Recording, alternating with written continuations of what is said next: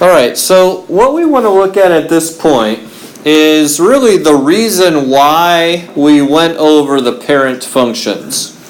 Okay? We learned our 6 parent functions so far, which you should know at this point. Linear, quadratic, cubic, absolute value, radical, and rational. You should know those 6 parent functions at this point. Okay? The reason why we learn the parent functions, and we try to learn them well, is so that when we get to what are known as these transformations, we don't have to learn a different strategy for every different type of function. Okay?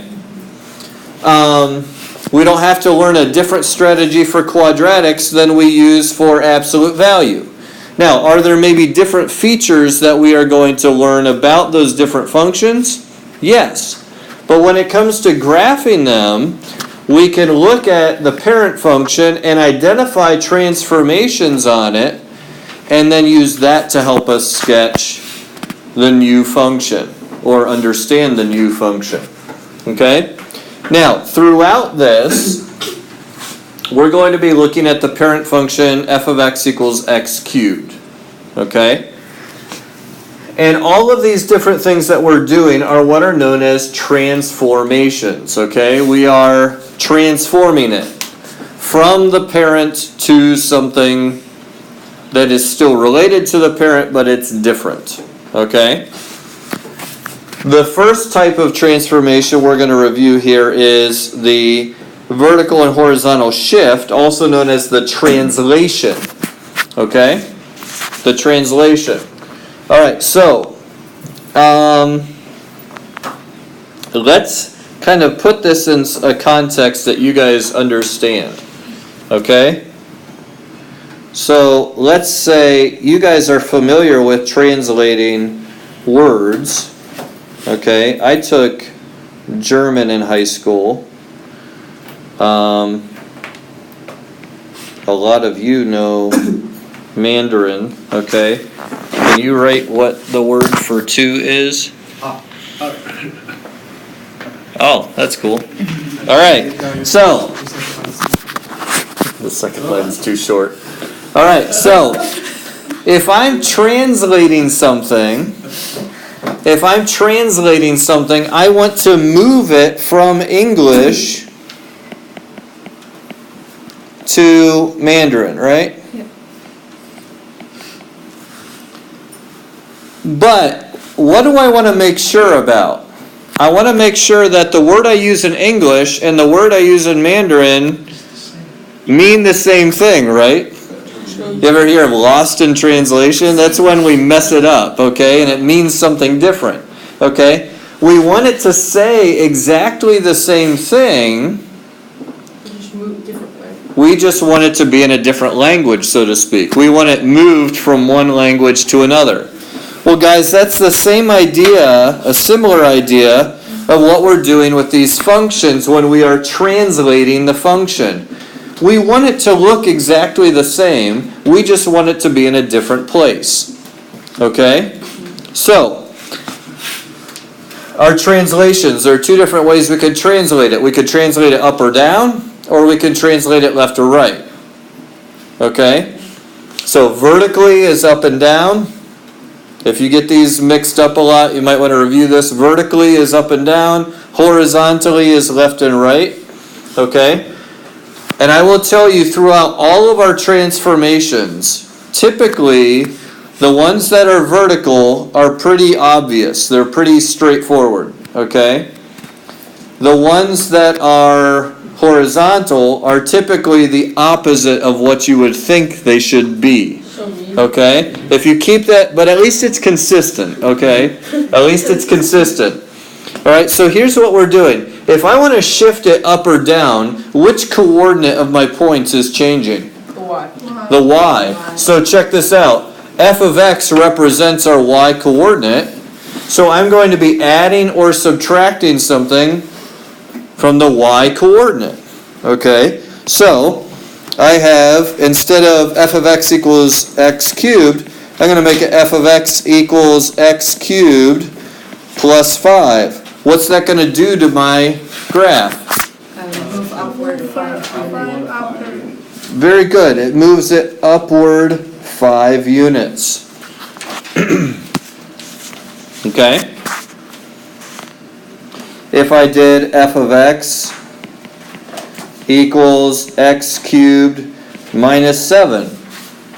Shift downwards 7 units. Very good. I'm shifting it down 7 units. Notice the original y coordinate was an x cubed.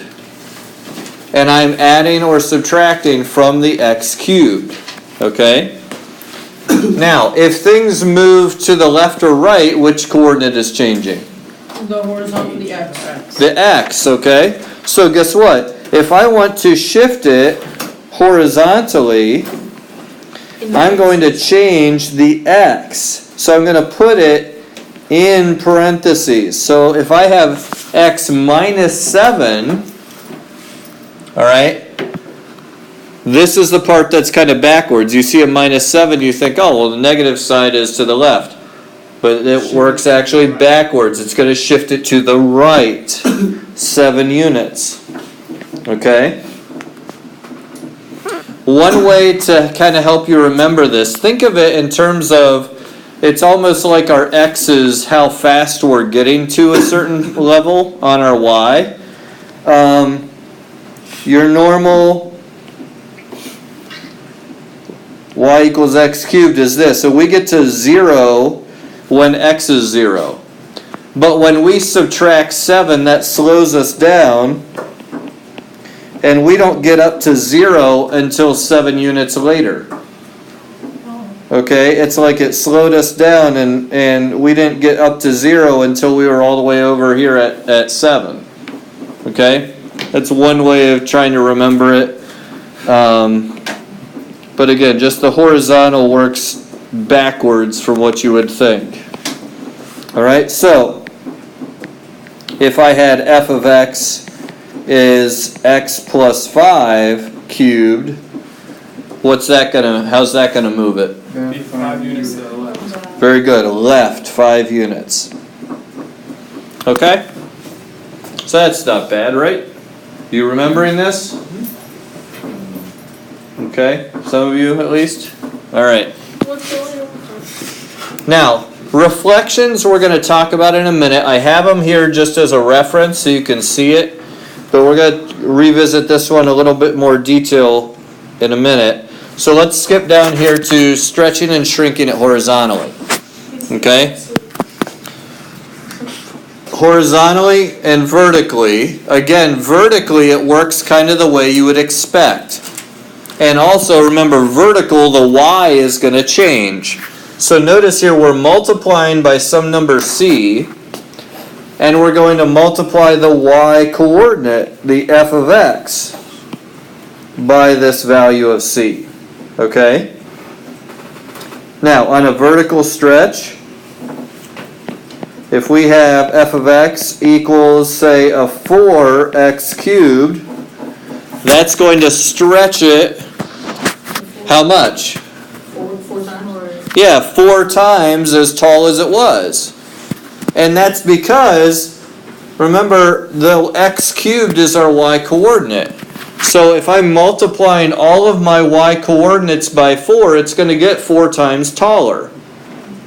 Okay? Instead of 1, 1, it's going to be 1, 4. And instead of 2, 8, it's going to be 2, 32. Okay? Question or? Wait, did you write it out for x cubed or you write it for parentheses x cubed? What, like this? Yeah. Well, you tell me. According to PEMDAS, is that different than that? No, it's still multiplying. Okay, alright. Yeah. Yeah, do be careful with the PEMDAS. In the horizontal, the parentheses you will need some parentheses, okay? For example, notice here, you're only multiplying the x by the constant. And here it's opposite. So when you multiply by a big number, it doesn't get bigger, it actually gets smaller horizontally. It's shrunk horizontally. Okay? So, we have f of x. In this case, we could say it's 4x cubed. There, the parentheses do make a difference. Because this is going to shrink it to 1/4 of its normal width. Instead of being at 1, it's going to be at 1/4, 1. And instead of 2, 8, it's going to be at 1/2, 8. Okay? But is there a difference between f of x equals, in parentheses, 1/4 x, close parentheses, to the third, and there is to that? Well, let's think about it. If I had, you're saying this. Yeah, is there a difference between those two? Well, there is, and this is actually kind of what I was getting to. What could we do with both of these? To kind of simplify them a little bit. You could cube them? We could actually do that cube.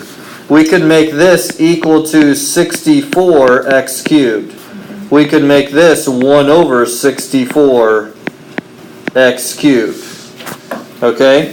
And this is actually what makes this part kind of the trickiest part, is the fact that a lot of times if you simplify, you could see it as a horizontal or a vertical. A horizontal shrink to 1/4 of its width is the same in this case as a vertical stretch to 64 times its height. Okay? So it does make it a little bit of a challenge. That's why if I were to ask you what transformation is going on here, and I give you,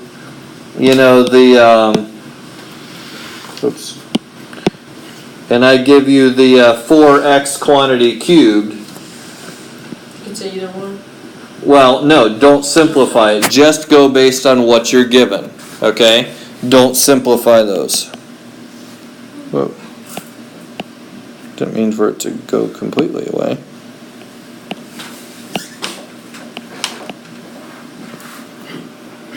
Alright, I don't know what's going on with that.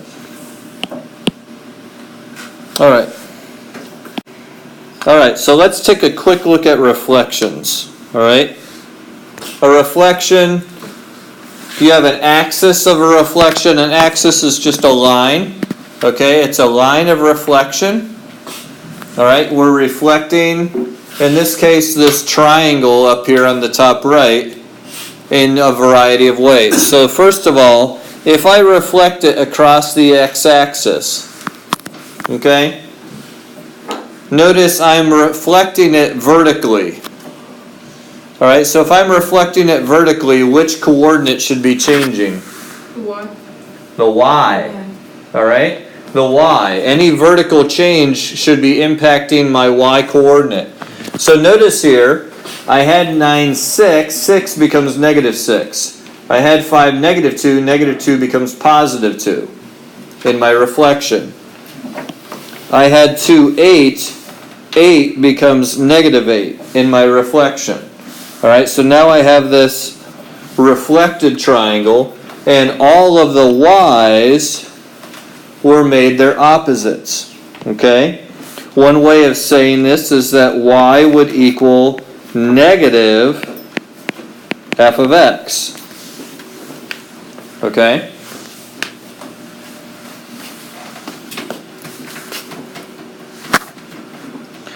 Now, if I'm instead going to reflect it across the y-axis, here we have horizontal movement. So we would expect the x's to be changing. Alright? So if the x is changing, notice 2 becomes a -2 here. Positive 9, 6 is now -9, 6. And positive 5, -2 is -5, -2. Okay? So a way that we could write this would be y equals f of -x. We're replacing all the x's with their opposites. Okay? Should we know rotation? We're not going to do rotation. However, one thing I do want to just show you right now, we'll talk about more later, is this reflection across the line y equals x. This is kind of a unique one, and we'll see the application later. When we reflect it across the line y equals x, every point has its coordinates switched. Because y equals x and x equals y. Alright, so that's what happens here. So 9, 6 becomes 6, 9. 2, 8 8 8, 2. And 5, negative 2 becomes negative 2, 5. Okay, so each one is switched. Right? Does anyone happen to remember what that's used for? Building. With functions? Was it if you had like a f of x? Or that's something different? Put it on the inside. I mean, we do use it with those functions,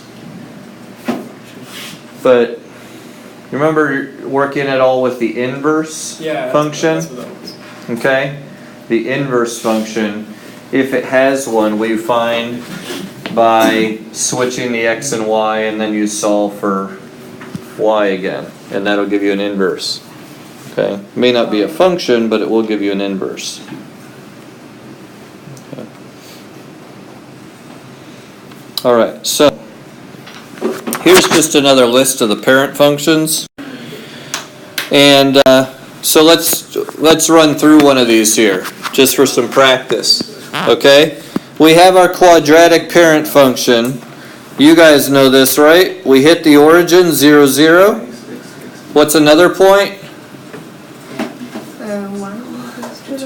1, 1, 2, 4, okay, 3, 9, okay, negative 1, 1, negative 2, 4, negative 3, 9. Remember, there's symmetry here. Yeah. Okay, so here is our parent function. Ooh. Let's try that again.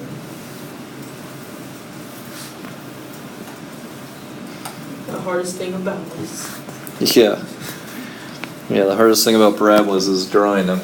Alright, so there we have that. Now, look at g of x. G of x is negative 0.75 times f of x. Or in other words, it's negative 0.75 x squared. It's a vertical. What's going on here? It's a vertical compression to 3/4 of the actual quadratic. Okay, so that 0.75, it's a vertical compression, or you could say shrink, okay, I love that movie. to 3/4 of its height. Stay with me here for just a second. And what kind of a reflection? On the x-axis. Over the x-axis, yeah. X-axis. Good. We're multiplying the entire function by a negative, right? So it's reflect across x. Okay. If it is reflection in the y-axis. If it were in the y, it'll actually look identical. This is actually what's known as an even function, so it's symmetry. So we have 0, 0. Instead of 1, 1, it's now 1, negative 0.75. Instead of 2, 4, it's 2, negative 3. Okay? And then we can come over here and get its reflection. Okay? So that's what that would look like transformed. It's been shrunken and reflected.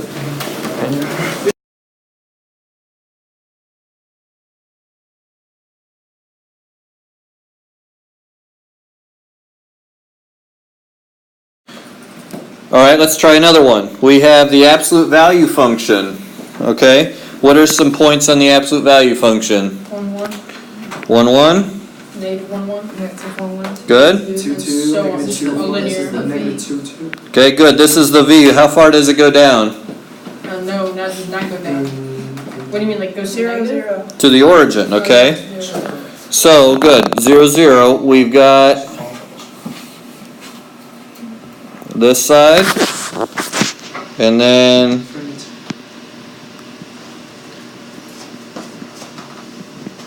there. Okay, so there's our absolute value parent function. Now let's look at the transformations. Okay, how is that parent function transformed here? Over the x-axis. Good. What reflects it over the x-axis? Negative. The negative. All right. So that reflects. The axis. Good. Across the x-axis. Stretch. By the way, when you see a reflection, you should identify which axis it's being reflected over. Okay. And then what else? Vertical Vertical stretch by 2. Good. A vertical stretch.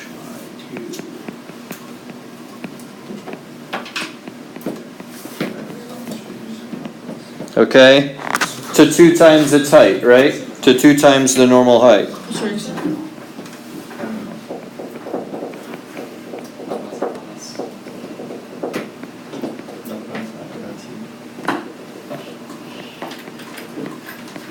Okay.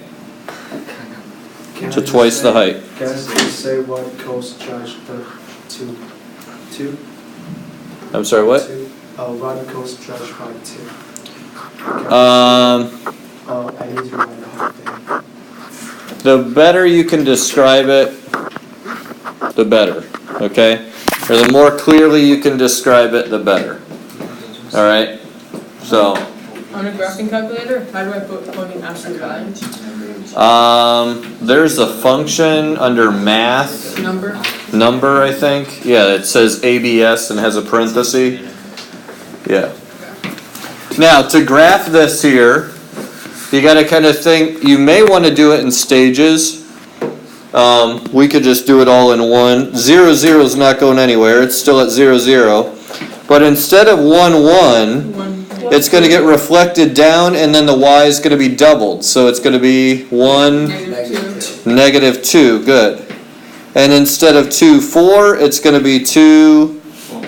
I'm sorry, instead of 2, 2, it's going to be 2 negative 4.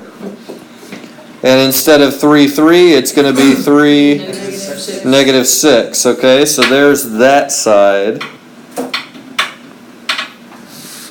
And then the other side is simply a reflection. If you use the symmetry, you can get those points pretty easily. -1, -2, -2, -4, -3, -6. Okay? And there you have it. Alright? Is everyone comfortable with that? Yep. Okay. Let's do one more. The fun one. The reciprocal or the rational function, okay? The reciprocal or rational. I don't know why I put reciprocal there. I mean, it means the same thing, but we called it the rational function. Right. Now, when we're graphing this, remember we have asymptotes at 0 and 0. Y equals 0 and x equals 0. Horizontal and vertical asymptotes. What are some points, though, that this goes through? 1, 1. 1, 1. Okay, and I'm actually just, for room, I'm going to call this one, I'm going to go by halves. Okay? And you're welcome to do this. Anytime you're graphing, if you don't like the scale of the graph, change it. Okay? So 1, 1. And then at 2, I'm where? 1/2. At a half, right?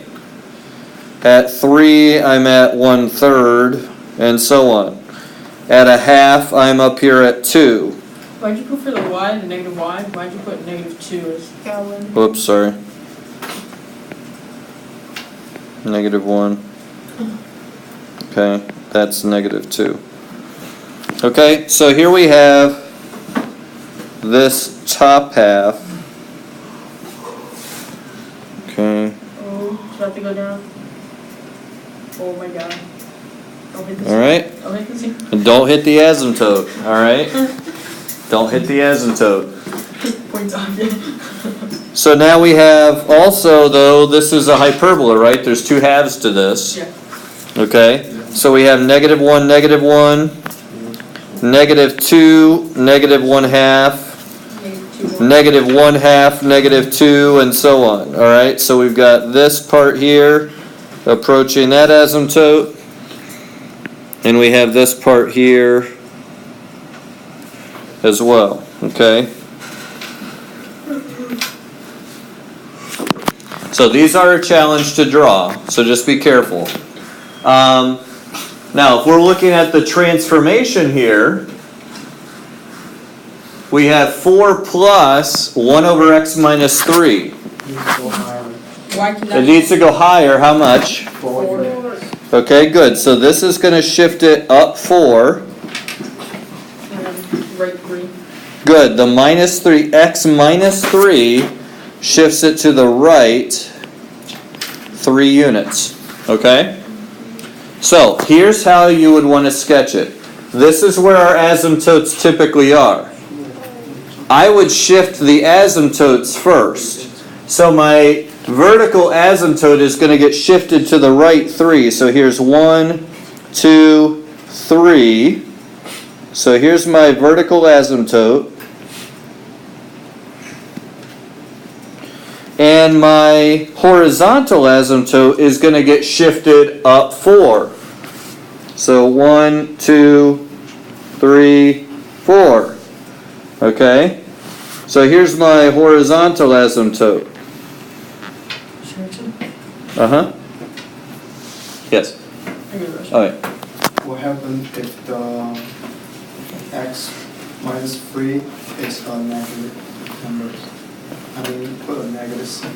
Like if it's negative x plus 3, Yeah. then that would reflect the whole thing across the y-axis too. If the negative one across the x-axis. If the Yes. Yeah, it would be negative across the x-axis. Or the y-axis, sorry. if one is negative on the x-axis, Oh, if the 1 is negative, we fed the then yes, that would be across the x-axis. also top is x and down is Or if it were, well, yeah, you got it. Now, sketching this one, it's kind of running into the problem, so I'm going to change colors here. Okay? What's that? Would the variation be equivalent to, in parentheses, x minus 3 to the negative first power plus 4? X minus 3 to the negative 1 power, and then plus 4 outside? Yeah. But then, if that's true, why would making that negative flip over the x? Or, You're not making x negative, it's just the negative 1 power. He's saying this is making it a negative 1 divided by x minus 3. That would do a reflection. Wait, but for asymptotes, wait, no. Okay, I don't know. all about 1 over 4x. Okay, so here's what this side would look like.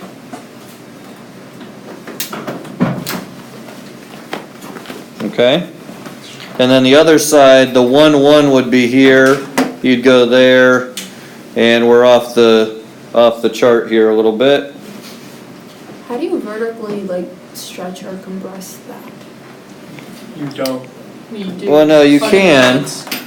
The 1, 1, like if it were vertically stretched by 2, instead of being at 1, 1, it would be at 1, 2. Oh, And instead of being at 2, 1/2, it would be at 2, 1. okay. Okay? And the scope is Yeah. Alright, so that's what that one would look like. What happens if 1 over